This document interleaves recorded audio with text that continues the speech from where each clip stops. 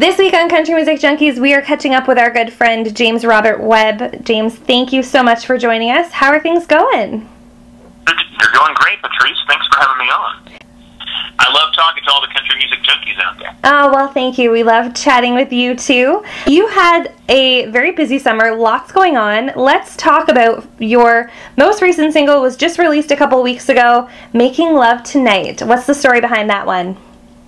Yeah, Making Love Tonight, basically the premise of it is, why would we want to fight when we could be making love tonight? So it's kind of a relationship song. It's a fun summer song. It's, applicable for those people that have been in love for decades, I guess, or newer love too, I guess. So it was written by a couple of friends of mine, Daniel Kleindienst and Mike Brandon, and so we give them a hard time that two guys wrote it.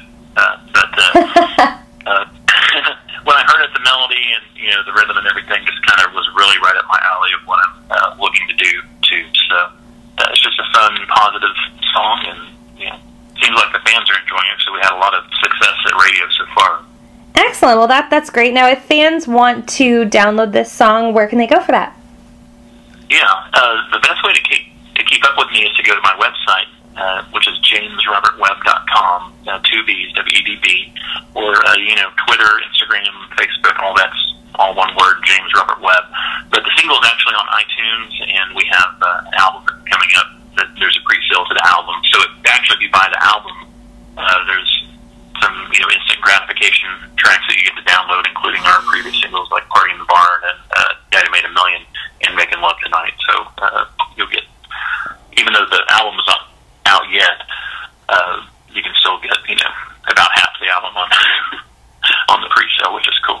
Excellent. That is really cool. Now, you jumped ahead of me there, talking about the new album. Pictures coming out in a couple months, I guess, now available for the general public to listen to. What can fans expect from that? Like, obviously, we've heard Daddy Made a Million, and we've heard Party in the Barn, and now we have Making Love Tonight. But what's the vibe of the album? What were you hoping to really put out there to fans?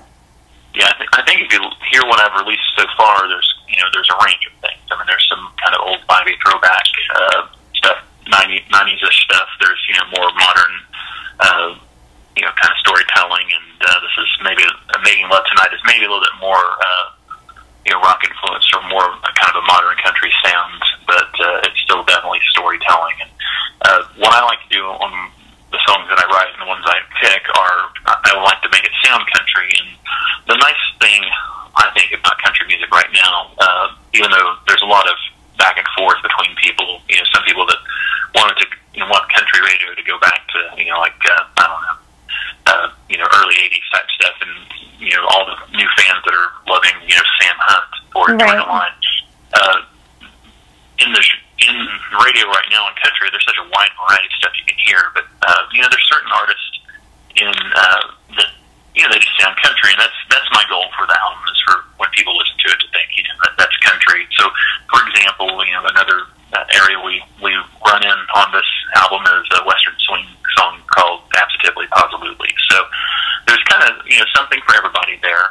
My stuff tends to be family friendly just because I have 3 little kids, but at the same time, I have a song like Making Love Tonight that's tastefully done.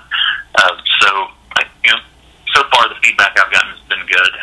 It is definitely different, but the best thing I think about this album is you get a range of my styles. So you won't be surprised on the next album by anything I do. Very cool. Now, I know you do a lot of touring in the States, and we have to get you up to Canada one of these days, but what can fans expect from a James Robert Webb show?